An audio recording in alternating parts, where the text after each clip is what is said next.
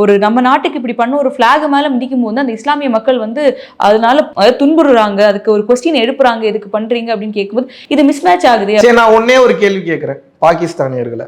கொடியை மிதிச்சா உனக்கு வலிக்குது இல்ல, இன்னொரு உயிரை மிதிச்சா உனக்கு வலிக்குமா?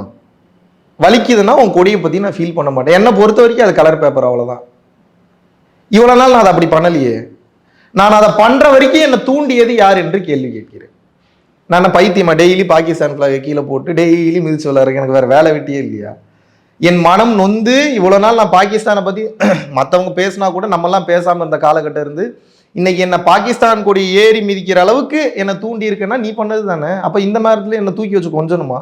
ஸோ அதான் அந்த பீப்புள்ஸ் எல்லாமே பாகிஸ்தானிஸ் கிடையாது, அவங்க இந்தியன்ல இருக்க இந்தியன் முஸ்லீம்ஸ் அப்படின்றப்போ அவங்களுக்கு அது வலிக்குதே அப்படின்னு கேட்கும்போது அப்போ அவங்க வந்து இங்கே இருக்க இந்த நாட்டு மேல அவங்களுக்கு பற்று இல்லையான்ற மாதிரி ஒரு கேள்வி எழுதுது.